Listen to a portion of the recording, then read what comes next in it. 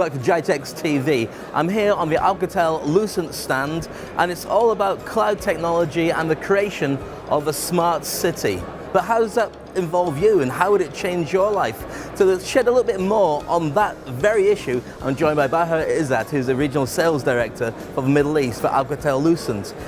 The personal cloud is a big buzz term, and I believe that that's something that Alcatel Lucent are specializing in right now. Yeah, tell us more about that. Yeah, that's very true. Actually, what we're showing in this turn of GITEX is what we call the new PC era, and PC here stands for the personal cloud. So the idea is all about what we call the consumerization of the enterprise, where now everybody wants to use his own choice of smartphones, of tablets, of PCs into his business environment. And what we are showing here is that now we're embracing it. The technology is ready to embrace this with the proper security measures, the proper accesses, being on a LAN environment or on a wireless LAN environment, as well as providing the proper applications that enhance something that we have been always looking for, which is the efficiency of an employee. So this is what we're trying to say with the new shift when it comes to the technology and moving into a cloud-based technology, definitely done by a very robust data center offering that Alcatel Lucent is having, as well as the application that fits into this, coupled with the security that's able to give the right level of access and the right level of authentication and the right level of information on a per user and per traffic kind of activity. The other pillar that we are showing is also related to a new business model. So more and more we see enterprises, being even large or small, looking at going into an OpEx mode and a pay per consumption mode. So all our solutions are able to be tuned into whatever expectation the customer has, being a normal CPE CapEx based or a pay on a consumption basis based on the cloud. It's the customer who chooses which model he wants to go to. So we see two shifts happening, one in terms of technology and the other one in terms of business models. Now, for every individual who would be having a personal cloud, they don't really want to have to use it with one particular phone or one particular device, which is why bring your own device is a big buzz term. How does your stuff fit in with that? So that's what we have. I mean, we started like 2 or 3 years back when some other vendors were trying to reinvent the wheel, as we call it, and try to do their own smart devices, being a tablet or a phone. We have taken a different route, and we said, no, we're going to enable the choice of the consumer. So if you're a consumer, you're somebody who has gone into an Android platform, an iOS platform, whatever it is, being a smartphone or a tablet, we have designed the solutions to fit into the choice that you have. And this is the whole essence of BYOD. But BYOD is not, it's a start of a journey, because it's not that you just bring in your device. You have to have the proper applications that would facilitate and increase the efficiency of the employee. And this is what we're trying to show in this round of GITEX. More and more also, we tune the solution into some verticals. So for instance, in a hospitality, we're showing in a hospitality vertical where people are not using as much the communication devices. The guest now arrives into the hotel, and he is greeted by the reception to ask them, do you want to use your smart device, being a tablet or a phone, instead of relying on the phone that's fixed in the room. So if you say yes, you get the application. It's downloaded on your smart device, and it's enabled with voice and accessible to the right information. And the moment you check out and you walk away from the property, it is disabled again. So it's again pair as your consumption as a guest, and it gives also a better usage and better facility in terms of the hotel environment. One of the things that's a big fear for many people, and I think it's a realistic fear, is about security. Because the beauty of having the ability to walk into a hotel or anywhere and download an app and suddenly, but if your information is on your tablet, how can you guarantee that nobody's hacking that information at the same time? That's a very interesting question. So, I mean, from a security perspective, there are two things.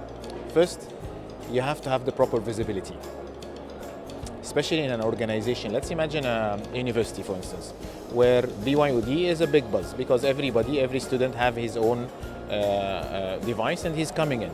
So you need to have visibility of what kind of devices that are available on the network And if there are any security threat from these devices, you make sure that the proper applications are enabled and the improper applications are disabled. And this is what we are showing on this one. More and more also, if you find any security threat that's happening on a specific version of an operating system, because you have the proper visibility and you know how many devices are actually real-time on your network, you can completely decide with the push of a button to disable these and keep them away from the network, so securing your network.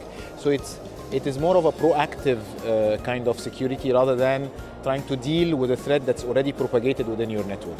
So yes, nobody can say something is 100% secured, but we try to take in a proactive measures how to at least make sure that we have the proper visibility. When you have the proper visibility, the measures are much easier than trying to investigate when something wrong happens. So in terms of that security, is the emphasis on who's got to do it? The onus going to be on, say, the hotel to check who could be hacking, or is it going to be a case of the individual who gets the app to check who could be checking that information? So all the solutions that we are proposing here is user-centric. So it's not device-centric, it's not application-centric, it's user-centric. So we get to know exactly who's doing what when, not in the sense of, losing the privacy, but at least keeping track of what's happened. So at the end of the day, you are able to, if anything goes wrong, you're able to trace this and find where this loophole came from. Now, many organizations are all pitching for the same kind of business because there's only so many people that you can, all the telecom providers, obviously you want to work with them, big industry, big businesses, you want to work with them, but there's only so many to go around. What's the battlefield like? How are you going to win that battle, on which levels, on which criteria? I think it's a very good question because yes, there's a lot of people out there, maybe some similar ideas. But what I can say about Alcatel Lucent, I can't speak of others, but what I can say about Alcatel Lucent Enterprise, that we have seen this years back and we have purposely built all our solutions to be elastic enough to fit multiple purposes in terms of what the expectation from the organizations are.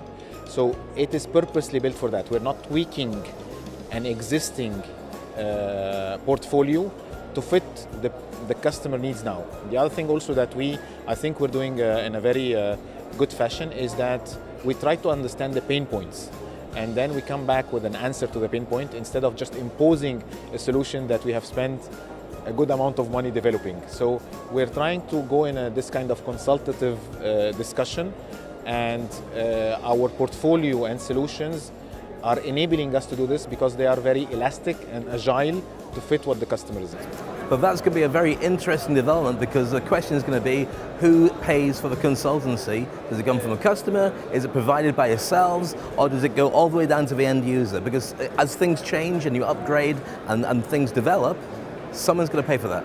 Sure, but the whole ecosystem, we are the vendors like ourselves. We are working in an ecosystem of partners in terms of system integrators, in terms of service providers, and these are the ones who are now providing this kind of consultancy and these kind of services, including ourselves, our team, our pre-sales team, our professional services, who are providing this kind of consultancy because now we're in a bit of I wouldn't say disruptive, but we are changing course in terms of technology and in terms of business models.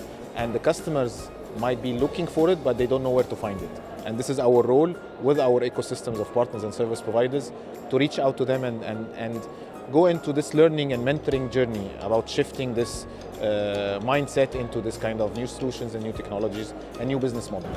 In fact, when you look at it, cloud technology is just like opening up the wild, wild west, isn't it, effectively? Everyone's got to reinvent and got to find a new way to run business and reinvent their business with the new demands of smart cities and the things that when the customers are accessing all the data and sending stuff to their company in a different country, everyone's fighting the same thing, but it's a really interesting development where it's going. Yeah, sure. Cloud has been very interesting when it comes to telling. It's not as easy when it comes to selling. So I think we've passed the telling period, and now we're more into people started to realize what to expect out of the cloud. And I think in this kind of cloudy situation, people want to try. So they want to see what it does for them, And that's also the nice essence of the cloud, is that you can try, you like it, you continue, you don't like it, you did not do any obligation or any huge capex investment that you have to, it has to stick to you for quite some time.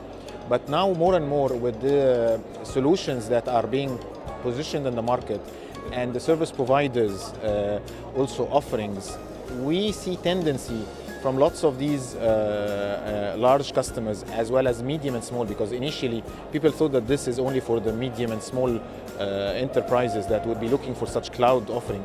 No, I mean, we have some of our large customers who wants to go into this cloud services and cloud solutions.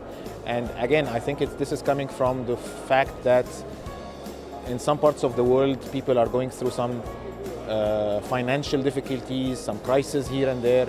So innovation doesn't come until you really have an issue and you have to think out of the box. So people started to think, yes, yeah, I mean, maybe I would not have to do a huge capex investment. I want to run my business.